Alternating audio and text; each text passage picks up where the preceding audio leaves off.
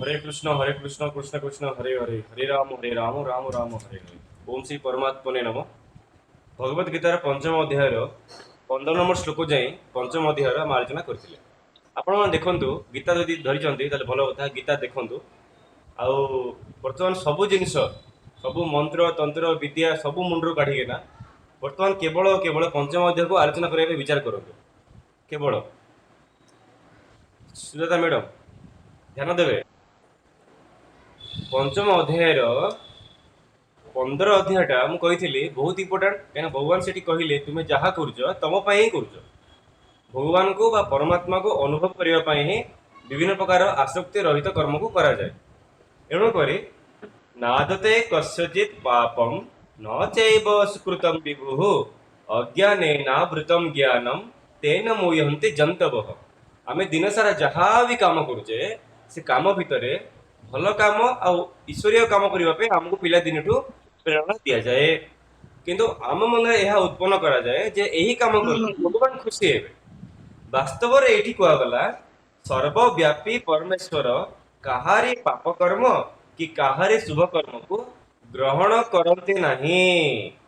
खाली आमर अज्ञान द्वारा आमर भीतर थिबा ज्ञान ढांकी हो जाइछि बोले आमे अज्ञान मनुष्य भाव में मोहित हो जाउछे। वास्तव में आम पाखरे थिबा प्रकृति आम द्वारा सब किछि कर्म कराउथबा जोगु ताहा भगवान केबे भी ग्रहण करिवे नाही। किंतु जदि सेया ताले विभिन्न प्रकार नेगेटिव कामर परिणाम स्वरूप आमे ही कहीं दायी हो जाऊ। ता कारण जो प्रकृति आमको यही सब कर्म करने प्रेरणा देला से प्रकृति को आमे आम पाखरे रहिबा को दउछे सेटा हला समस्या। आमे से प्रकृति को आम पाखरे रहिबा को दबानी कहीं ना मनुष्य गोटे एमती प्राणी जहाँ को भाविबार एवं बदलाइबार भगवान शक्ति देइछन्ति ताहा अन्य कौन सी प्राणी को दिया जाए नहीं। जदि मनुष्य पर अन्य को प्राणी को दिया जाइछि जे तुमे भाभी पारिबो आ निज भावना अनुଯାयी परिस्थिति को बदलाई पारिबो तारा आपण देखिबे किछि मात्रा रे घोड़ा हाथी आउ किंबा अन्य कितरा छोट छोट जीव माने विशेष जीव समस्त को दिया जाए कि मनुष्य को विशेष मात्रा दिया जाए। आ से भी देखो मनुष्यर सब अर्जेंट मेन एवरेज टाइम कौ टाइम जो pressurise time main pressurise time है युद्ध। आ युद्ध में मनुष्य क्या यूज करुचे घोड़ा और हाथी की यूज करुचे। आप देखते युद्ध में कुकुर को यूज कर संभव नहीं भाविले हस लगुचे कहीं भावार शक्ति से ना विश्वस्त। तो आमको टू द पॉइंट गोटे कम समय मध्य उपयुक्त परिस्थिति को लेकिन उपयुक्त निष्पत्ति नहीं आमको लाभ दिवार शक्ति हाथी पाखरे अच्छी घोड़ा पाखरे अच्छी बाघ सिंह पाखरे अच्छे बाघ सिंह आग्रेसिव आप बसिक युद्ध को जापर तेणुक कहवा अर्थ भगवान ये कहते जे कोट ना कोठी आमर प्रकृति हिसाब से आम आम कर्म को लेकिन दायी था से बोले पाप कर्म शुभ कर्म से ग्रहण करते ना आमे आमर शुभत्व को अनुभव करने शुभ कर्म करूँ। आम शुभ कर्म करवाटा कंटिन्यू कले आम भर अंतकरण शुद्धि हो अंतकरण शुद्धि हेले परमात्मा प्राप्ति हबार सुविधा अधिक चौड़ा हो बोली आमको सत्संग भगवान नाम कीर्तन गीता पाठ आ विभिन्न प्रकार पूजा मंत्र तंत्र यही सब आम यह सब जिन कहीं करुचे केवल निजर हृदय अंतकरण शुद्धि पाए। किंतु ये सबू जिनस करी जदि आमे आमिष छाड़ी पारिबानी ब्रह्मचर्य पालन करि पारिबानी क्रोध छाड़ी पारिबानी उपवास करिबा मात्र क्रोध करिबा ताहाले सेटा भोकर रहिला सहित समान सेटा केबे भी परमात्मा को प्राप्ति हेला से समान हबो नाही। सेतिपाई बोले जो माने प्रत्येक प्रकार मंदिर जाउछन्ती सेवा कर्म करूछन्ती मात्र आमिष छाड़ी पारले नाही तांको हृदय रे जीव दया उत्पन्न हो पारला नाही से मानको आपण मानिकी चलतु जे से माने केबे भी ईश्वर को पाखापाखि देखो जेकोसी काम कले भी तो पाप कर्म हो शुभ कर्म हो भगवान तो ग्रहण करेंगे। तो कौट ना कौटी केवल तांको अंतकरण शुद्धि ईश्वर ज्ञान लाभ होता सेटा हम ना दिन को दिन अधिक निष्ठुर असुविधा आड़ को जी आउ ठीक समय ठीक निष्पत्ति न नवा जो लाइफ साइकिल से फसीजे। ये आमर मुख्य लक्ष्य जीवन में कौन हवा उचित आम जो कम भी करुचे ଆମେ ଆମ ସଂସାର କାମ କରୁଛେ, ଆମେ ଆମର ଘର କାମ କରୁଛେ, ସବୁ କାମ କରୁଛେ, ପ୍ରେସରାଇଜ ହେଇକିନା ସବୁ କାମ କଲେ ମଧ୍ୟ ଗୋଟେ ଜିନିଷ କେବେ ଭୁଲିବେନି, ସେଟା ହେଲା ଅନ୍ତଃକରଣ ଶୁଦ୍ଧି। ଯଦି ଆପଣଙ୍କ ଦ୍ୱାରା କିଛି ଭୁଲ ହେଇଗଲା ଆପଣ କ୍ଷମା ମାଗି ନେବେ। ଆପଣଙ୍କ ଦ୍ୱାରା କିଛି ଯଦି ଅଧିକା ଆପଣଙ୍କ ପାଖରେ ରହିଯାଇଛି ତ ସାମ୍ନା ବାଲାକୁ ଦେଇଦେବେ ତ୍ୟାଗ। ଏହା ଦ୍ୱାରା କ'ଣ ହବ, ପୁରା ହାଲକା ଫିଲ୍ ହବ। ଆଉ ଏ ହାଲକା ଫିଲ୍ ହେବା ସମୟରେ ହିଁ ଆପଣ ଦେଖିବେ ଅନ୍ତଃକରଣ ଶୁଦ୍ଧି ହୁଏ। ଆଉ ଅନ୍ତଃକରଣ ୱାନ୍ସ ଆପଣଙ୍କର ଶୁଦ୍ଧି ହେଇଗଲା ନା, ଆପଣ ଦେଖିବେ ଆପଣ ଯେକୌଣସି କାମ କରିବା ପାଇଁ ଫିଟ୍ ଅଛନ୍ତି। ଆଉ ସେଥିପାଇଁ ଭଗବାନ 16 ନମ୍ବର ଶ୍ଲୋକକୁ ମୁଁ ଆସିବି, ସେଠି କହିଛନ୍ତି, ଆପଣ ବହି ଅଛି ବୋଲି ଦେଖନ୍ତୁ। ମୋ ଆୱାଜ କ୍ଲିୟର ଆସୁଛି ତ ସମସ୍ତଙ୍କୁ? ପୁରା କ୍ଲିୟର କଟ୍ ଆସୁଛି ତ? ଜ୍ଞାନେନ ତୁ ତଦ୍ଜ୍ଞାନମ୍ ଜେଷାଂ ନାସିତମାତ୍ମନଃ ତେଷାମାଦିତ୍ୟବଜ୍ଜ୍ଞାନମ୍ ପ୍ରକାଶୟତି ତତ୍ପରମ୍। ଯେଉଁମାନଙ୍କର ଅଜ୍ଞାନ, ଯେଉଁମାନଙ୍କ ଭିତରେ ଅଜ୍ଞାନ ରହିଯାଇଛି, ସେମାନେ ପରମାତ୍ମାଙ୍କ ଦ୍ୱାରା ଯଦି କିଛି ତତ୍ତ୍ୱ ଜ୍ଞାନ ମିଳେ ତାକୁ ସେମାନେ ନେଇକି ନଷ୍ଟ କରିଦିଅନ୍ତି। ସେମାନଙ୍କର ଜ୍ଞାନ ସୂର୍ଯ୍ୟ ସଦୃଶ ସେହି ସଚିଦ୍ ଆନନ୍ଦ ଘନ ପରମାତ୍ମାକୁ ପ୍ରକାଶିତ କରିପାରେ ନାହିଁ। କିନ୍ତୁ ଯେଉଁ ଅଜ୍ଞାନ ପରମାତ୍ମାଙ୍କ ତତ୍ତ୍ୱ ଜ୍ଞାନକୁ ନଷ୍ଟ ନ କରି ତାଙ୍କୁ ଗ୍ରହଣ କରୁଛି, ସେହି ବ୍ୟକ୍ତି ଅଜ୍ଞାନ ହେଲେ ସୁଦ୍ଧା ଯେହେତୁ ବିନମ୍ରତା ସହିତ ପରମାତ୍ମାଙ୍କୁ ସମ୍ମାନ ଦେଲା ଏବଂ ପରମାତ୍ମାଙ୍କର ତତ୍ତ୍ୱ ଜ୍ଞାନକୁ ସେ ଗ୍ରହଣ କଲା, ମାନେ ଏବେ ଆମେ ଆଲୋଚନା କରୁଛେ ତ ଆପଣମାନେ ମୋଠୁ ପରମାତ୍ମାଙ୍କ ତତ୍ତ୍ୱ ଜ୍ଞାନ ଗୀତା ଦ୍ୱାରା ପାଉଛେ। ତ ଯଦି ଆପଣ ଗ୍ରହଣ କରୁଛନ୍ତି, ଆଉ ମୁଁ ବି ପଢୁଛି, ମାନେ ମୁଁ ବି ଯଦି ଗ୍ରହଣ କରୁଥିବି ଏସବୁ, ତାହେଲେ ଆମର ଜ୍ଞାନଟା ସୂର୍ଯ୍ୟଙ୍କ ଭଳିଆ ହେଇଯିବ ବୋଲି ଭଗବାନ କହୁଛନ୍ତି। ଆଉ ଆମ ଜ୍ଞାନକୁ କୌଣସି ମେଘ ଢାଙ୍କି ପାରିବ ନାହିଁ ବେଶୀ ସମୟ ପର୍ଯ୍ୟନ୍ତ। ନା ସୂର୍ଯ୍ୟପରାଗ, ନା ଚନ୍ଦ୍ରଗ୍ରହଣ, ନା ମେଘ ଢାଙ୍କିବ ଆମର ଜ୍ଞାନ ଉପରେ କୌଣସି ପ୍ରକାର ଆଞ୍ଚ ଆସିବ ନାହିଁ। ସେଥିପାଇଁ ବୋଲି ଆମେ ପ୍ରପର ସଦ୍ଗୁରୁଙ୍କ ଦୀକ୍ଷା କାହିଁକି ନିଆଯାଏ ନା, ସଦ୍ଗୁରୁଙ୍କ ଠାରୁ ମିଳିଥିବା ଜ୍ଞାନରେ କୌଣସି ମେଘ ପ୍ରତିବନ୍ଧ ଲଗେଇ ପାରିବ ନାହିଁ। କିନ୍ତୁ ବାଟରେ ଚାଲିଥିବା କୌଣସି ଗୋଟେ ସାଧାରଣ ବ୍ୟକ୍ତିର ଆମେ ଜ୍ଞାନ ନବା, ତାହେଲେ କିଛି ସମୟ ପାଇଁ ହୁଏତ କାମରେ ଆସିପାରେ, ଏକ ବିଶେଷ ସ୍ଥିତି ପାଇଁ ବୋଲି, ବିଶେଷ କାଳ ପାଇଁ ବୋଲି, କିନ୍ତୁ ପରବର୍ତ୍ତୀ ସମୟରେ ସେଇଟା କାମରେ ଆସିବନି। ସେଥିପାଇଁ ବୋଲି ଆମ ମାନଙ୍କୁ ସବୁବେଳେ ସଦ୍ଗୁରୁଙ୍କ ଚରଣରେ ମନୋନିବେଶ କରିବା ଉଚିତ। ସେଥିପାଇଁ କୁହାଯାଇନି, ଜନ୍ମ ଜନ୍ମର ପୁଣ୍ୟରେ ବଳେ ସଦ୍ଗୁରୁଙ୍କର ଚରଣ ମିଳେ। ତ ପରବର୍ତ୍ତୀ ଶ୍ଲୋକ, ତଦ୍ବୁଦ୍ଧୟସ୍ତଦାତ୍ମାନ ତନିଷ୍ଠାସ୍ତତ୍ପରାୟଣଃ ଗଚ୍ଛन्त्य ପୁନରାବୃତ୍ତିଂ ଜ୍ଞାନନିର୍ଧୂତକଳମଷଃ। ତ ଏଇଭଳି ମୁଁ ଶ୍ଲୋକ ପଢିଲା ସମୟରେ ସମସ୍ତେ ଶ୍ଲୋକ ଟିକେ ଟିକେ ଉଚ୍ଚାରଣ କରୁଥାନ୍ତୁ, ବୋଲେ କ'ଣ ହବ, ପ୍ରାକ୍ଟିସ ହବ। ଏବେ ସନ୍ଧ୍ୟା ମ୍ୟାଡାମ ଯେମିତି ପଢିଲେ, ଏବେ କ'ଣ ଏମିତି କରିବା ଦ୍ୱାରା କ'ଣ କି ଧୀରେ ଧୀରେ ଆପଣଙ୍କ ପ୍ରାକ୍ଟିସ ହେଇଯିବ, ଆଉ ଶ୍ଲୋକ ବି ମନେ ରହିଯିବ। ଏମିତି ସବୁବେଳେ କରନ୍ତୁ। ଆଉ ସନ୍ଧ୍ୟା ସମୟରେ ଗୀତା ପଢିବାର ଗୋଟେ ଅଲଗା ଆନନ୍ଦ ଆଉ ଅଲଗା ପୁଣ୍ୟ। କାହିଁକିନା ଯୋଉ ଆମର ତ୍ରିସନ୍ଧ୍ୟା ବା ଚତୁଃସନ୍ଧ୍ୟା ଅଛି, ତାହା ଭିତରୁ ସବୁଠୁ ମୁଖ୍ୟ ସନ୍ଧ୍ୟା ହେଲା ଏଇ ସନ୍ଧ୍ୟା, ମାନେ ସୂର୍ଯ୍ୟ ଅସ୍ତ ହଉଥିବା ସନ୍ଧ୍ୟା। ତ ସୂର୍ଯ୍ୟ ଅସ୍ତ ହଉଥିବା ସନ୍ଧ୍ୟାଟା ବହୁତ ଇମ୍ପୋର୍ଟାଣ୍ଟ ସମୟ, କାହିଁକିନା ଭଗବାନ ସୂର୍ଯ୍ୟ, ଯେ ଭଗବାନ ତାଙ୍କେ ସ୍ୱୟଂ ସେ ସମୟରେ କ'ଣ କି ତାଙ୍କର ଭୌତିକ ପିଣ୍ଡକୁ ଆମଠୁ ଦୂରେଇ ଦଉଛନ୍ତି। ତେଣୁ ସେ ମୁମେଣ୍ଟରେ ଯଦି ଆମେ ନେଇକି ଧ୍ୟାନ ଜପ କରିବା, ତାହେଲେ ଆମର ଦେହରୁ ଲକ୍ଷ୍ମୀ ଯିବାର ସମ୍ଭାବନା ବିଶେଷ ମାତ୍ରାରେ ପଳେଇ ଆସେ।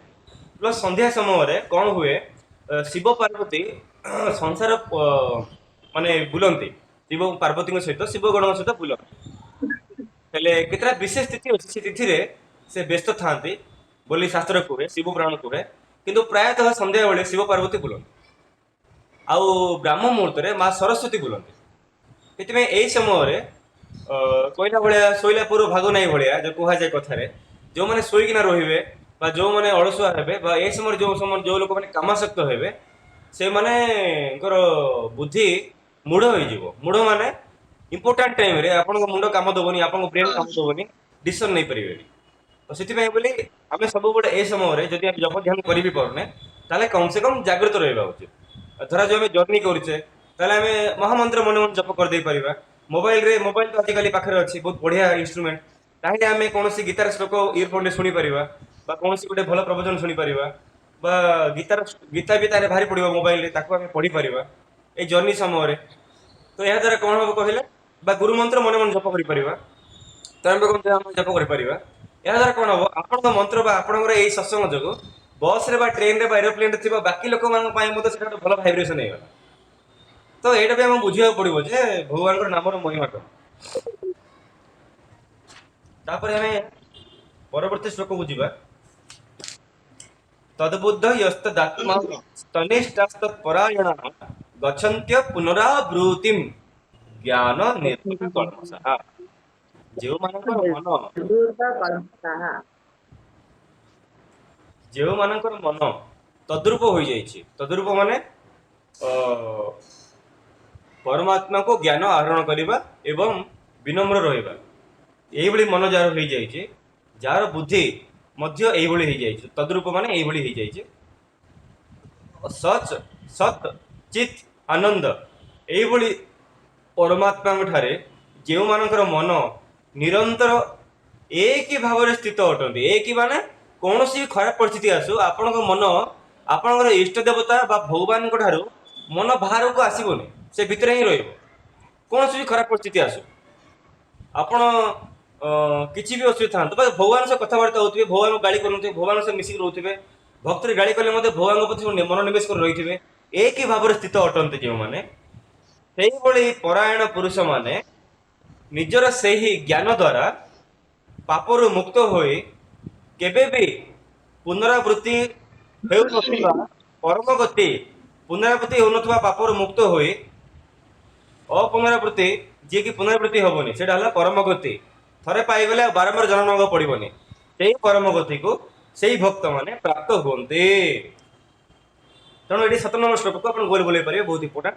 ଏଠି 7 ନମ୍ବର ଶ୍ଲୋକ ଆମକୁ କହୁଛେ ଯେ କୋଉଠି ନା କୋଉଠି ଆମେ ଯଦି ପରମାତ୍ମା କଥା ମାନୁଛେ, ଆମେ ଯଦି ତାଙ୍କ ଦିଆଯାଉଥିବା ଜ୍ଞାନକୁ ଆମେ ଆହରଣ କରୁଛେ, ଜୀବନରେ ଲଗାଉଛେ, ଆଉ ଏକି ଭାବରେ ସ୍ଥିତ ହଉଛେ, କିଛି ନ କଲେ ମଧ୍ୟ ଏକି ଭାବରେ ସ୍ଥିତ ମାନେ ଈଶ୍ୱରଙ୍କ ଉପରେ ଆମର ବିଶ୍ୱାସ ଦୃଢ ହେଇକିନା ଅଛି, ତାହେଲେ ଏଭଳି ପୁରୁଷ ମାନେ ପରମ ଗତି ପ୍ରାପ୍ତ ହୁଅନ୍ତି।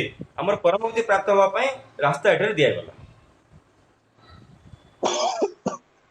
ଏଠି କ୍ୱେଶ୍ଚିନ୍ ଆସିବ, ଏ ଶ୍ଲୋକରେ ଯୋଉ କଳମସ ଅଛି, କଳମସର ଅର୍ଥ କଣ? ଏଇ ଯୋଉ ନିର୍ଧୂତ ଅଛି, ନିର୍ଧୂତର ଅର୍ଥ କଣ? ଦେଖନ୍ତୁ, କଳମସର ଅର୍ଥ ହେଲା କଣ ଯୁକ୍ତ ମସ, ମାନେ ଶୁଭ କର୍ମ ଆଉ ଅଶୁଭ କର୍ମର ମିଶ୍ରଣ, ତାକୁ କୁହାଯାଏ କଳମସ। ରାଗ ଦ୍વેଷ କାମନା ଏସବୁ ହେଲା ଅବଗୁଣ, ବିକ୍ଷେପ ରାଗ, ବିକାର ଏସବୁ ହେଲା କଳମସ। କଳି ଯୁଗର ଏସବୁ ହେଲା ଗୋଟେ ଗୋଟେ ଅଙ୍ଗ, ତେଣୁ କଳମସ। ସେଇଭଳି ନିର୍ଦ୍ଧୁତ ମାନେ, ନିର୍ଦ୍ଧୁତର ଅର୍ଥ ହେଲା ନିର୍ଧୂତ ମାନେ ନଷ୍ଟ ହେଇଯିବା। ତ ସକଳ କଳି କଳୁଷ ନିର୍ଧୂତ, ସକଳ କଳି କଳୁଷ ବିଧ୍ୱଂସନେ, ଏ ୱାର୍ଡ ଶୁଣିଥିବେ, ରାମଚରିତ ମାନସ ଏ ୱାର୍ଡଟା ଅଛି। ସକଳ କଳି କଳିଷ ବିଧ୍ୱଂସନେ ବିମଳ ରାଗ ସୋପାନେ ପଞ୍ଚମ ଅଧ୍ୟାୟ, ଷଷ୍ଠ ଅଧ୍ୟାୟ, ସପ୍ତମ ଅଧ୍ୟାୟ, ବାଳକାଣ୍ଡ, ଲଙ୍କାକାଣ୍ଡ ଏଇଭଳି ସବୁ ଅଛି। ସକଳ କଳି କଳିଷ ବିଧ୍ୱଂସନେ ମାନେ ଯିଏ ରାମଚରିତ ମାନସ ପଢୁଛନ୍ତି ତାଙ୍କ ଜୀବନର ସକଳ କଳି କଳୁଷ ବିଧ୍ୱଂସ ହେଇଯିବ। ଆଉ ଗୀତାରେ ସେ ବିଧ୍ୱଂସ ୱାର୍ଡ ଜାଗାରେ କୁହାଯାଇଛି ନିର୍ଧୂତ ମାନେ ନଷ୍ଟ ହେଇଯିବ। ତେଣୁ ଏହା କହିବାର ଅଭିପ୍ରାୟ ଏହି ଯେ ଜ୍ଞାନ ଯାହା ପରମାତ୍ମାଙ୍କ ଠାରୁ ପ୍ରାପ୍ତ ହୋଇଛି, ଯାହାକି ଗୀତା ଜ୍ଞାନ, ଯାହା ସ୍ୱୟଂ ପଦ୍ମନାଭସ୍ୟ ମୁଖ ପଦ୍ମ ବିନିଷ୍ପୃତା, ପଦ୍ମନାଭଙ୍କର ମୁଖରୁ ବାହାରିଥିବା ଏହି ଗୀତା ଜ୍ଞାନକୁ ଯିଏ ଜୀବନରେ ଏକି ଭାବରେ ବ୍ୟବହାର କଲା, ଏକି ଭାବରେ ସ୍ଥିତ କଲା ନିଜ ଜୀବନରେ, ସେଇ ପୁରୁଷ ମାନେ ଜ୍ଞାନ ନିର୍ଧୂତ କଳମସ, ସେଇ ପୁରୁଷ ମାନଙ୍କର ଏହି ଜ୍ଞାନ ତାଙ୍କର କଳମସକୁ ନିର୍ଧୂତ କରିଦବ, ନଷ୍ଟ କରିଦବ। ସେଥିପାଇଁ ଆପଣ ନିଜେ ଭାବନ୍ତୁ, 2 ବର୍ଷ ପୂର୍ବରୁ ଆପଣଙ୍କର ଜ୍ଞାନ କେମିତି ଥିଲା, ବର୍ତ୍ତମାନ 2 ବର୍ଷ ପରେ ଆପଣଙ୍କର ପାଖରେ କେତେ ଜ୍ଞାନ ଅଛି। ତ ଧୀରେ ଧୀରେ ଆପଣଙ୍କ ଜ୍ଞାନ କଣ କରୁଛେ, ଆପଣଙ୍କ ପାଖରେ ଥିବା କୌଣସି କେତେ ପ୍ରକାରର ସବୁ ବିକାର ନଷ୍ଟ କରି କରି ଆସିଲାଣି। ତ ନୋ ଡାଉଟ୍ ଆକୁ ଏମିତି ଯଦି କଣ୍ଟିନ୍ୟୁ କରିବେ, ଆଉ 2 ବର୍ଷ ଭିତରେ ଆଉ କେତେ ଗୁଡିଏ କଳି କଳମସ ଆପଣଙ୍କର ଏମିତି ନଷ୍ଟ ହେଇ ହେଇ ହେଇ ପଳେଇବ। ତା ଉପରେ ଆପଣ ଯଦି ଟିକେ ଆଉ ଟିକେ ଜିନିଷ ଆଡ୍ କରିବେ, କଣ ନା ଅଧିକ ମହାମନ୍ତ୍ର ଜପ କରିବା, ଆଉ ଅଧିକ ଏକାଦଶୀ ବ୍ରତକୁ ଷ୍ଟ୍ରିକ୍ଟଲି ପାଳନ କରିବା, ଏ ଦିଟା ଖାଲି ଭଲସେ କରନ୍ତୁ, ଆଉ ଏକ୍ସରସାଇଜ ଦେହର ଯତ୍ନ ନେଉଥିବେ, ଦେଖିବେ ଅତି ସୁନ୍ଦର ସ୍ପିଡରେ କାମ ହବ। ଆଉ ଏ ମଳ ମାସ ପାଇଁ ସବୁଠୁ ବେଷ୍ଟ ପ୍ରତିକାର ସମସ୍ତେ ଜାଣିଥିବେ ବୋଧେ, ସେ ଯୋଉ ତୁଳସୀ କାଠିକୁ ଟିକେ ସଳିତା ବୋଳିକିନା ଟିକେ ଘିଅ ଆଉ କର୍ପୂର ବୋଳିକିନା ଯଦି ଆପଣ ଲଗେଇବେ ଭଗବାନ ବିଷ୍ଣୁଙ୍କ ପାଖରେ, ବିଷ୍ଣୁ ଲୋକ ପ୍ରାପ୍ତି ହେବାର ସମ୍ଭାବନା ପରସେଣ୍ଟେଜ ବଢିଯିବ। ତା ସହିତ ଆଉ ଗୋଟେ ସୁନ୍ଦର ଜିନିଷ ହେଲା, ସେ ଜାଗାରେ ବିଷ୍ଣୁଙ୍କର ଅଷ୍ଟକ କିମ୍ବା 16 ନାମ କିମ୍ବା ସହସ୍ର ନାମ ଯଦି ପାଠ କରିପାରିବେ ତାହେଲେ ଅତି ସୁନ୍ଦର। विद्या विनय संपन्ने ब्राह्मणे गविहस्तिनि सुनी चैव सुपाके च पंडितः समदर्शिनः। ହେଲେ କୋଉ ପଣ୍ଡିତ କାହାକୁ ଆମେ ପଣ୍ଡିତ କହିବା? କାହାକୁ ଆମେ ପଣ୍ଡିତ କହିବା? ନା ଯେଉଁ ଜ୍ଞାନୀ ମାନେ ବିଦ୍ୟା ଆଉ ବିନୟ ଯୁକ୍ତ ବ୍ରାହ୍ମଣଙ୍କ ଠାରେ, ମାନେ ବିଦ୍ୟା ଆମେ ଯେକୌଣସି ଗୋଟେ ବିଦ୍ୟାକୁ ଦେଖୁଛେ, ରସାୟନ ବିଦ୍ୟା କି ପଦାର୍ଥ ବିଜ୍ଞାନ ପଦାର୍ଥ ଶାସ୍ତ୍ର କି ଆପଣଙ୍କର ଜୈବିକ ବିଦ୍ୟା କି ପ୍ରାଣୀ ବିଜ୍ଞାନ ବିଦ୍ୟା କି ଆପଣଙ୍କର ରାଜନୀତି ବିଜ୍ଞାନ ବିଦ୍ୟା କି ଆପଣଙ୍କର ବିଶେଷ ଜ୍ୟୋତିଷ ବିଦ୍ୟା କି ବିଶେଷ ଆକାଶ ବାହିନୀ ବିଦ୍ୟା, କେତେ ପ୍ରକାର ବିଦ୍ୟା ଅଛି। ଲାଷ୍ଟକୁ ଭେଷଜ ବିଦ୍ୟା, ଆମ ସ୍ୱାସ୍ଥ୍ୟ ପାଇଁ ଭେଷଜ ବିଦ୍ୟା ବା ମେଡିକାଲ ସାଇନ୍ସ। ତ ଯେତିକି ଏସବୁ ବିଦ୍ୟା ଅଛି, ଏ ବିଦ୍ୟାକୁ ଆମେ ଯୋଉ ଦୃଷ୍ଟିରେ ଅନଉଛେ ବିଦ୍ୱାନ ବା ବ୍ରାହ୍ମଣ ମାନଙ୍କୁ ସେଇ ଦୃଷ୍ଟିରେ ଅନେଇବା ଉଚିତ। କାହାକୁ ତଳ କାହାକୁ ଉପର ଏମିତି ଦୃଷ୍ଟିରେ ଅନେଇବାକୁ ହବ ନାହିଁ। ତ ଯିଏ ବିଦ୍ୟା ଆଉ ବିନମ୍ର ଥିବା ବ୍ରାହ୍ମଣ, ଏଠି କୁହାଯାଇଛି ବିନୟ ଯୁକ୍ତ ବ୍ରାହ୍ମଣ। ଆଉ ଏଠି ବ୍ରାହ୍ମଣ ଅର୍ଥ ଯିଏ ଭଗବାନଙ୍କ ଉପରେ ତାର ଧ୍ୟାନ ଲଗେଇ ଦେଇଛି, ଏକି ଭାବରେ ସ୍ଥିତ ହେଇଯାଇଛି, ସେଇ ବ୍ରାହ୍ମଣ କଥା କୁହାହଉଛି। ଖାଲି କାଶ୍ୟପ ଭରଦ୍ୱାଜ ଆଉ ଗୌତମ ଋଷିଙ୍କର ବଂଶରେ ଜନ୍ମ ହେଇଗଲେ ବ୍ରାହ୍ମଣ ନୁହେଁ। ବିନୟ ଯୁକ୍ତ ବ୍ରାହ୍ମଣ ପ୍ଲସ୍ ବିଦ୍ୟା ଏମାନଙ୍କଠାରେ ସମାନ ଦୃଷ୍ଟିରେ ଅନେଇବେ। ହସ୍ତିନୀ ଗବି ସୋପାକେ ମାନେ ହାତୀ, ଗାଈ, କୁକୁର ଆଉ ଚାଣ୍ଡାଳ, ଏ ସମସ୍ତଙ୍କ ମଧ୍ୟରେ ଆପଣଙ୍କୁ ନାରାୟଣଙ୍କୁ ଦେଖିବାକୁ ପଡିବ। ସକାଳ ଘଟେ ନାରାୟଣ, ତାହେଲେ ସେଇମାନଙ୍କୁ ପଣ୍ଡିତ କୁହାଯିବ। ଆଉ ସେଇ ପଣ୍ଡିତ ମାନଙ୍କୁ ସମଦର୍ଶୀ କୁହାଯିବ। ସେମାନେ ସମାନ ଦେଖନ୍ତି। ସେଥିପାଇଁ କେବେ ବି ସେମାନେ ମାଛ ମାଂସ ଖାଇପାରିବେନି, କାରଣ ସେମାନଙ୍କ ଭିତରେ ବି ସେମାନେ ସେଇ ନାରାୟଣକୁ ଦେଖିବେ। ସ୍ୱାଭାବିକ। ତେଣୁ କାହାକୁ ଆମେ ଫୋର୍ସ କରିବାନି ଆମିଷ ଛାଡନ୍ତୁ ବୋଲି, ସେ ଅଟୋମେଟିକାଲି ଅନ୍ତଃକରଣ ଶୁଦ୍ଧି ହେଲା ବୋଲି ସେ ଛାଡିବ। ଅନ୍ତଃକରଣ ଶୁଦ୍ଧି ହେଲେ ସେ ନିଜେ ଅଟକେଇ ପାରିବନି।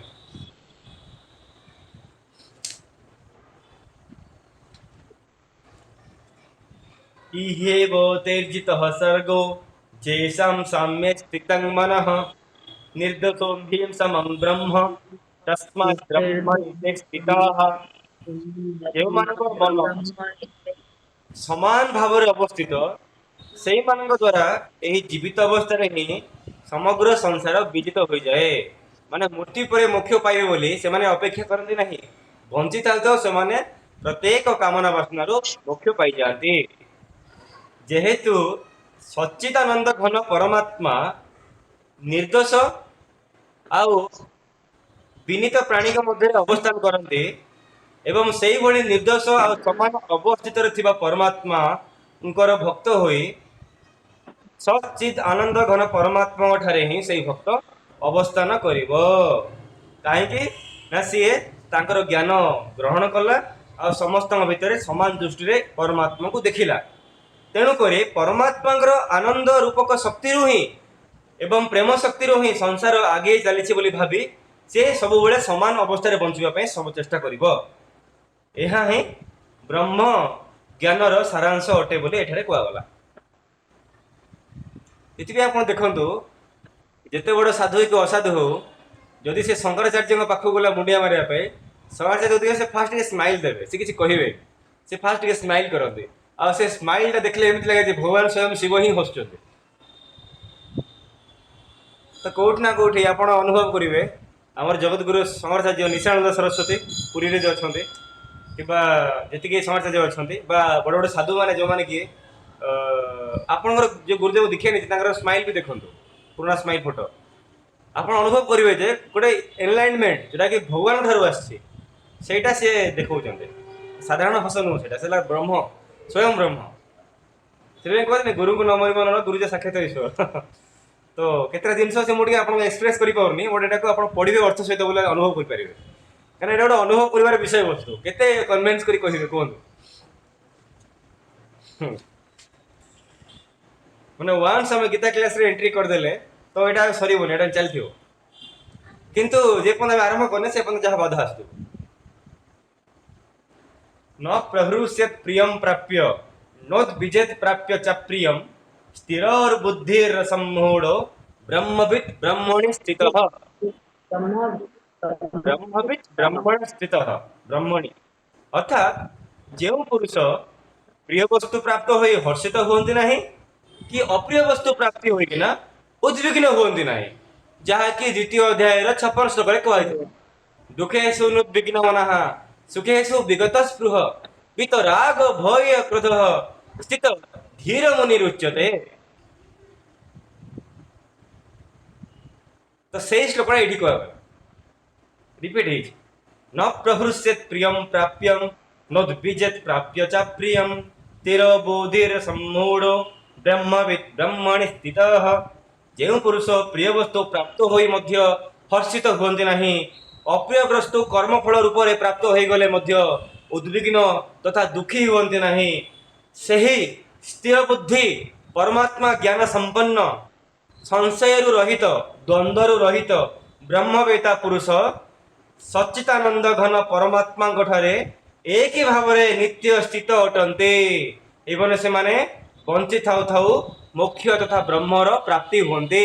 ତାର ବେଷ୍ଟ ଏକ୍ଜାମ୍ପଲ ହେଲେ ଆପଣଙ୍କର ସଦ୍ଗୁରୁଦେବ, ଯାହାର ଦୀକ୍ଷା ଆପଣ ନେଇଛନ୍ତି ସଦ୍ଗୁରୁଦେବ, ସେମାନେ ସେମିତି ହିଁ ଅବସ୍ଥାକୁ ଯାଇଥିଲେ, ମାନେ ବଞ୍ଚି ଥାଉ ଥାଉ ଶରୀର ଧାରଣ କରିକିନା ଜୀବନର ପରମ ଲକ୍ଷ୍ୟକୁ ସେମାନେ ସମ୍ପନ୍ନ କଲେ। एक ही भाव स्थित हेले, ना अधिक हर्षित ना उद्विग्न मन, केवल प्रिंसिपल को फॉलो कले जो प्रिंसिपल भगवान कृष्ण बनई आ स्थिर बुद्धि ब्रह्मवेता पुरुष परमात्मा ठारे एक ही भाव नित्य स्थित अटंती। आ भावतु से गुरुंकर दिए मंत्र यदि आप जप करेंगे ताहले आपण पार हेबेनि कि? ऑब्वियसली आपण भी पार हेबे, स्वाभाविक जिनिस। तो सब यही जिन भाविक आप कॉन्फिडेंट रहा उचित। जो डाउट लगे ये श्लोक को पढ़ुवे, बाह्य स्पर्शेषु शक्तात्मा विन्दत्यात्मनि यत्सुखं स ब्रह्म जोग युक्तात्मा सुखमक्षयमश्नुते। बाह्य विषय रे जो मानकर आसक्ति रही जाइए से मानकर अंतकरण केबे भी शुद्धि हो।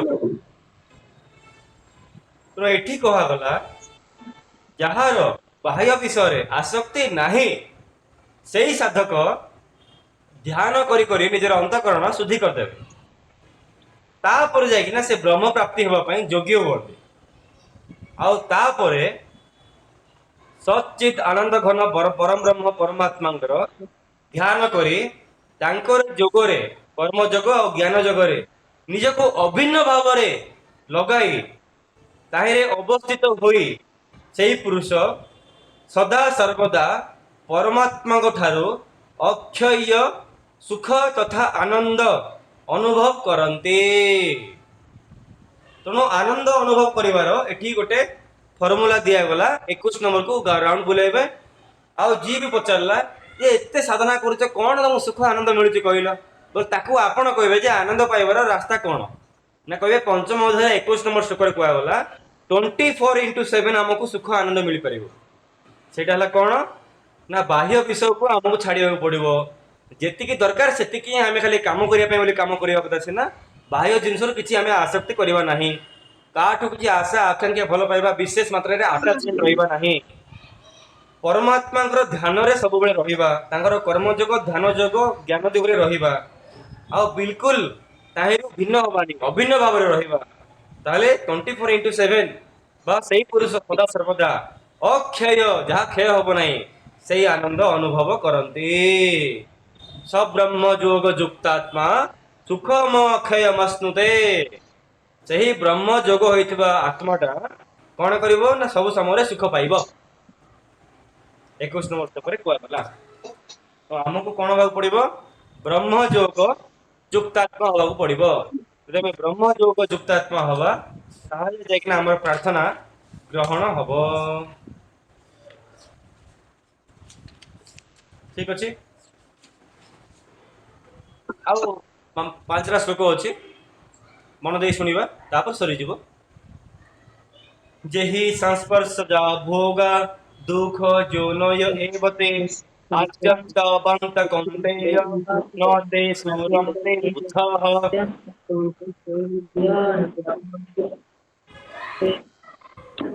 तेणु बढ़िया जिनस कहगला जेहि संस्पर्श जा भोगा दुख जोनय एवते आद्यन्तवन्तः कौन्तेय न तेषु रमते बुद्धः।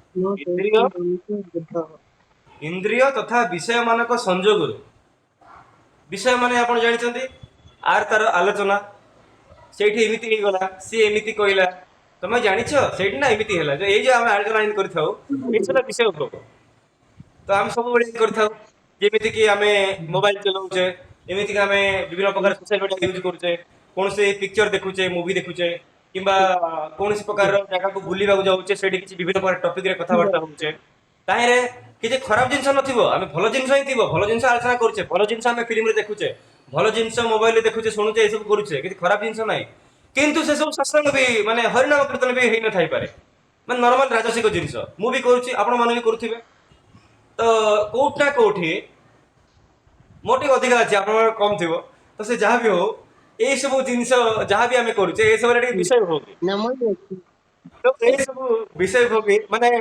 ଆମେ ଯାହା ବି କରୁଛେ ଅବଶ୍ୟ ଆମେ ଭଗବାନଙ୍କ କାମ ବି କରୁଛେ ଟିକେ ଏନ୍ଜୟମେଣ୍ଟ ପାଇଁ ଟିକେ ବୁଲାବୁଲି ଖେଳ କସରତ ଗୀତ ଶୁଣିବା ଇଏ ଦେଖିବା ଫିଲ୍ମ ଦେଖିବା ଟିକେ ଏନ୍ଜୟମେଣ୍ଟ ଆମେ ଏମିତି ସବୁ ବି କରୁଛେ ମାନେ ଭଗବାନ କହୁନାହିଁ ତମେ ଦୁଃଖରେ ରୁହ ବାନ୍ଧିକି ନା ରୁହ କିନ୍ତୁ ସବୁବେଳେ ସେଇ ଯୋଉ ସୁଖ ମୁଁ ଦେଇଛି ତମକୁ ଏନ୍ଜୟ କରିବା ପାଇଁ ସେ ସୁଖରେ ତୁମେ ପରମାତ୍ମା ରୂପକୁ ସୁଖକୁ ଭୁଲି ଯାଅ ନାହିଁ ଭଗବାନ ଏହା କହିବାକୁ ଚାହୁଁଛନ୍ତି ତ କହିବା ଅର୍ଥ ହେଲା ସେଇ ବିଷୟ ଆଉ ଇନ୍ଦ୍ରିୟରୁ ଯୋଉ ସୁଖ ଆମକୁ ମିଳୁଛି ସେଇ ମୁମେଣ୍ଟରେ ତ ଭଗବାନ କହୁଛନ୍ତି ଇନ୍ଦ୍ରିୟ ତଥା ବିଷୟ ମାନଙ୍କର ସଂଯୋଗରୁ ଉତ୍ପନ୍ନ ହେଉଥିବା ଯେଉଁ ଭୋଗ ଆଉ ସୁଖ ଗୁଡ଼ିକ ରହିଛି ସେଗୁଡ଼ିକ ବିଷୟୀ ପୁରୁଷ ମାନଙ୍କୁ ସୁଖ ପ୍ରତୀତ ହେବ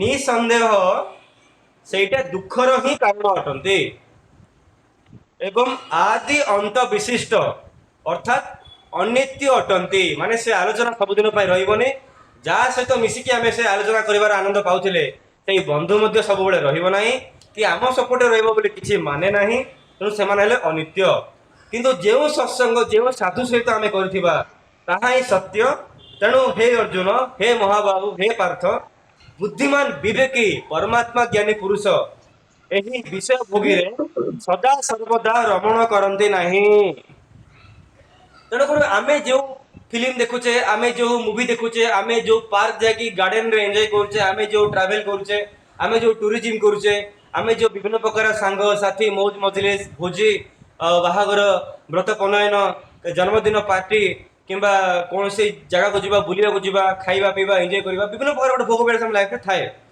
ତ ଏ ସମୟ ଯାହା ବି କରୁଛେ ଏସବୁ କେବଳ ଲାଇଫକୁ ଚଲେଇବା ପାଇଁ ବୋଲି ସାଧାରଣ ଭାବରେ ଯଦି ଆମେ କରିବା ପ୍ରିନ୍ସିପଲକୁ ଫଲୋ କରିକିନା ତାହେଲେ କିଛି ପ୍ରୋବ୍ଲେମ ନାହିଁ ଆଉ ଏସବୁ କଲା ସମୟରେ ପରମାତ୍ମାକୁ ଆମର ମନେ ରଖିବାକୁ ପଡିବ କିନ୍ତୁ ଏସବୁ ନ କରିକିନା ଯୋଉମାନେ 24/7 କେବଳ ଏଇ ଜିନିଷରେ ହିଁ ମାତି ଗଲେ ଯେମିତିକି ଆମେ ବର୍ତ୍ତମାନ ଏସବୁ ଆଲୋଚନା କରୁଛେ ଏଇ ମୁଭମେଣ୍ଟରେ ଗୋଆ ମୁମ୍ବାଇ ଭିତରେ ଯୋଉ ଆରବ ସାଗର ଅଛି ତା ଭିତରେ କୋଉ ସିପ୍ରେ ଗୋଟେ ପାର୍ଟି ଚାଲିଥିବ ଏଇ ମୁଭମେଣ୍ଟ କଥା କହୁଛି ଏଇ ମୁଭମେଣ୍ଟରେ କାହାର ଗୋଟେ କୋର୍ଟ କେସ୍ ଚାଲିଥିବ ସେ ଟେନସନରେ ଥିବ ହେ ଭଗବାନ ମତେ ବଞ୍ଚେଇ ଦିଅନ୍ତୁ ଏଇ ମୁଭମେଣ୍ଟରେ କାହାର କୋର୍ଟ କେସ୍ ସନ୍ଧ୍ୟା ପର୍ଯ୍ୟନ୍ତ ସରିନଥିବ ତାର ଚାଲିଥିବ ଏକା ଏ ମୁଭମେଣ୍ଟରେ କିଏ ଜେଲରେ ରହିକିନା ପ୍ରାର୍ଥନା କରୁଥିବ ସନ୍ଧ୍ୟା ସମୟରେ ଯେ ପ୍ରଭୁ ମତେ ଏ ଜାଗାକୁ ଉଦ୍ଧାର କରିଦିଅନ୍ତୁ ମୁଁ କିଛି ବି କରିକି ବଞ୍ଚିଯିବି ବାସ୍ ଏ ଜାଗାରୁ କାଟି ଦିଅନ୍ତୁ ମତେ ମାନେ ଭାବନ୍ତୁ ଏଇ ଗୋଟେ ମୁଭମେଣ୍ଟରେ ଆମେ ବସି ଗୀତା ଜ୍ଞାନ ଆଲୋଚନା କରୁଛେ ଏ ଗୋଟେ ମୁଭମେଣ୍ଟରେ କିଏ କୋଉ କୋଉ ଜାଗାରେ ରହିକିନା କେତେ ପ୍ରକାରର ପ୍ରାର୍ଥନା ଭଗବାନ କରୁଥିବେ ଆଉ କେତେ ପ୍ରକାରର କି ଖୁସିରେ କେତେ ପ୍ରକାରର କି ଦୁଃଖରେ ଏଇ ମୁଭମେଣ୍ଟରେ ଥିବେ ଆଉ ଭଗବାନଙ୍କୁ ପ୍ରାର୍ଥନା କରୁଥିବେ ଆଉ ଇରିଟେସନରେ ଥିବେ ତାହେଲେ ଏଇ ସବୁ ଜିନିଷର କାରଣ କଣ ନା ଭଗବାନ କହୁଛନ୍ତି ଯେ ସଦା ସର୍ବଦା ବିଷୟ ଭୋଗକୁ ହିଁ ଜୀବନର ଲକ୍ଷ୍ୟ ବନେଇଦେଲା ଯେ ବିଷୟ ଭୋଗକୁ ଜୀବନର ଲକ୍ଷ୍ୟ ବନେଇଦେଲା ସେ ଅନିତ୍ୟ ଦୁଃଖ ପାଇବା ସ୍ୱାଭାବିକ ଅଟେ ତେଣୁ ଆମକୁ ଆମେ ଯୋଉ ବି ବିଷୟ ଭୋଗ କରୁଛେ ଜୀବନରେ ଏଠି ମୁଁ ଶ୍ଲୋକଟା ଆପଣଙ୍କ ପାଇଁ ଆମେ ଏଇଥିପାଇଁ ଏତେ ଗୋଟେ ଏକ୍ସପାଣ୍ଡ କରିକି ଆଲୋଚନା କରୁଛେ ଯେ ଆମେ ସମସ୍ତେ ବିଷୟ ଭୋଗ କିଛି ନା କିଛି ମାତ୍ରାରେ କରୁଛେ ମୁଁ ବି କରୁଛି ଆପଣମାନେ କରୁଛନ୍ତି କିଛି ନା କିଛି କରୁଛନ୍ତି ତ ସେଇଟା ଆମେ କଣ କରିବା ନା କଲା ସମୟରେ ଭଗବାନଙ୍କୁ ମନେ ରଖି କରିବା ଆଉ ଯେତିକି ଦରକାର ସେତିକି କରିବା ଆଉ ଭବିଷ୍ୟତରେ ଆଧ୍ୟାତ୍ମିକ ସାଧନାକୁ ବଢେଇକିନା ତାକୁ ଆମେ କମେଇବାକୁ ପଡିବ ଏକାଥରେ ବନ୍ଦ କରିକିନା ଏକାଥରେ ଆଧ୍ୟାତ୍ମିକ ପଳେଇଲେ କଣ ହଉଛି ନା ଦବେଇଲା ଭଳିଆ ହବ ଆଉ କାଲି ସକାଳେ ସେଟା ନାହିଁ କାଲି ଆହୁରି ଜୋର ଜୋର ବାହାରିବ ଯେମିତିକି ଜଣେ ଜବରଦସ୍ତି ମଦ ମାସେ ଖାଇଲାନି ପିଇଲାନି ମାସେ ପରେ ସେ ନାହିଁ କି 2 ମାସର ମଦ ଗୋଟେ ଥରେ ପିଇଲା ତ ସେଟା ଲାଭ ଅଛି କି ତାଠୁ ବୋଧେ ଆମେ ସାଇଜରେ ଛାଡିବା ଠିକ ଅଛି ମଦ କଥା କହିଲେ ବିଷୟ ଭୋଗ କଥା କହୁଛି ଆମେ ସେ ସବୁ ଗ୍ରହଣ କରୁନେ ମାନେ ଯେତିକି ସବୁ ଆମେ ବିଭିନ୍ନ ପ୍ରକାର ସାଂସାରିକ ବିଷୟ ଭୋଗ କରୁଛେ ତାକୁ ଆମେ ସ୍ଲୋଲି ସ୍ଲୋଲି ଡିକ୍ରିଜ୍ କରିବାକୁ ପଡ଼ିବ। ଆଉ ଯାହା ବି ଆମେ ତା ଭିତରେ ଭଗବାନଙ୍କ ଜିନିଷ ଥିବାର ଅଛି। ଆଉ ସୁଇଟେବୁଲ୍ ଟପିକ୍ସ ଯେଉଁ ଟପିକ୍ସ ଆମ ସୋସାଇଟି ପାଇଁ ଏନ୍ଜଏବୁଲ୍ ସେଇ ଟପିକ୍ରେ ଆଲୋଚନା ଆମର ହେବା ଉଚିତ। ଯେଉଁ ଟପିକ୍ଟା ଆମ ସୋସାଇଟି ପାଇଁ ବା ଇଣ୍ଟରନ୍ୟାସନାଲ ରିଲେସନ୍ ପାଇଁ ଭଲ ଅଛି ଆମେ ସେଇ ଟପିକ୍ରେ ଆଲୋଚନା କରିପାରିବା ଆମ ବନ୍ଧୁମାନଙ୍କ ସହିତ। କିନ୍ତୁ ଆମେ ଯଦି ଆଲୋଚନା କରିବାନି ଇଣ୍ଟରନ୍ୟାସନାଲ କରେଣ୍ଟ ଆଫେୟର୍ସ ଜାଗାରେ ଆମେ ତାର କରେଣ୍ଟ ଆଫେୟର୍ସ ଆଲୋଚନା କରିବା ତାର ତା ସହିତ କ'ଣ ଯେ ତ ସେଇଟା ହେଇଯିବ କ'ଣ ବିଷୟ ଭୋଗୀ ଆଉ ନିନ୍ଦା ଅପମାନ। ତ ସେଇଟା ହେଇଯିବ ଗୋଟେ ବଡ଼ ପ୍ରୋବ୍ଲେମ୍। ସେଟା ଭଗବାନଙ୍କୁ ଅତି ବୈରୀ ଲାଗେ। ଆମେ ସେଇ ଜିନିଷ ଆଲୋଚନା କରିବା ଦ୍ୱାରା କ'ଣ ହେବ ତାରୁ ହିଁ ବିଭିନ୍ନ ପ୍ରକାର ଦୁଃଖ ବାହାରିବ। ଆଉ ମନେ ରଖନ୍ତୁ ଯିଏ ଆପଣଙ୍କୁ ଅନ୍ୟ ଘରେ ଦେଉଛି ସେଇ ବ୍ୟକ୍ତି। ତେଣୁ ମୋର ଏଇଠି କହିବାର ଅର୍ଥ ଥିଲା ଯେ ଯେଉଁମାନଙ୍କର ଯେଉଁ ବିଷୟବସ୍ତୁ ଆମେ ଆଲୋଚନା କରୁଛେ ଯେଉଁ ବନ୍ଧୁଙ୍କ ସହିତ ଆମେ ବିଷୟବସ୍ତୁ ଆଲୋଚନା କରୁଛେ ଯଦି ସେଇ ବନ୍ଧୁ ଅନ୍ୟମାନଙ୍କର ବିଷୟରେ ଆମକୁ ଇନଫର୍ମେସନ୍ ନିନ୍ଦା ଅପମାନ ଦେଉଛନ୍ତି ତାହେଲେ ମାନିକି ଚାଲନ୍ତୁ ସେ ବ୍ୟକ୍ତି ଅନ୍ୟମାନଙ୍କ ସହ ଆଲୋଚନା କଲା ସମୟରେ ଆପଣଙ୍କ ଇନଫର୍ମେସନ୍ ସେମିତି ଅନ୍ୟମାନଙ୍କୁ ଦେଉଥିବେ। ଯିଏ ଅନ୍ୟମାନଙ୍କ ଇନଫର୍ମେସନ୍ ଆପଣଙ୍କୁ ଦେଉଛନ୍ତି ସେ ଯେମିତି ଆପଣଙ୍କ ଇନଫର୍ମେସନ୍ ଅନ୍ୟମାନଙ୍କୁ ଦେବା ସ୍ୱାଭାବିକ। ତେଣୁ ସେ ଜାଗାରେ ଆମକୁ ବୁଝି ବିଚାରି କାମ କରିବାକୁ ପଡ଼ିବ ଯେ ଆମେ କେଉଁ ଟପିକ୍ରେ ବିଷୟ ଉପଭୋଗ କରିବା କେଉଁ ବିଷୟରେ ଇନ୍ଦ୍ରିୟ ସଂଯୋଗ ବା ବିଷୟ ସଂଯୋଗ ରଖିବା ଉଚିତ। ତେଣୁ ସେ ବିଷୟକୁ ଚଏସ୍ କରିବା ଆଉ ସେଇ ବିଷୟରେ ଆଲୋଚନା କରିବା ବହୁତ ଜରୁରୀ କାହିଁକିନା ସେସବୁ ଅନିତ୍ୟ ଅଟେ। ତେବେ 22 ନମ୍ବର ଶ୍ଲୋକ ଯାଇଥାଉ। ଆସନ୍ତାକାଲି 22ରୁ ଅନ୍ୟାନ୍ୟ ଶ୍ଲୋକ ପର୍ଯ୍ୟନ୍ତ ପଢ଼ିବା ଆଉ ଭଲସେ ବୁଝିବା ଆଉ ଆରମ୍ଭ କରିବା 6ଠ ଅଧ୍ୟାୟ ସନ୍ନ୍ୟାସ ଯୋଗ। ଯତ୍ର ଯୋଗେଶ୍ୱର କୃଷ୍ଣ ଯତ୍ର ପାର୍ଥ ଧନୁଧର ତତ୍ର ଶ୍ରୀ ବିଜୟ ଧୂତେ ଧ୍ରୁବାନୀତିର୍ ମତିର୍ମମ। ଓମ୍ ନମୋ ନାରାୟଣ ଭଗବତେ ବାସୁଦେବାୟ।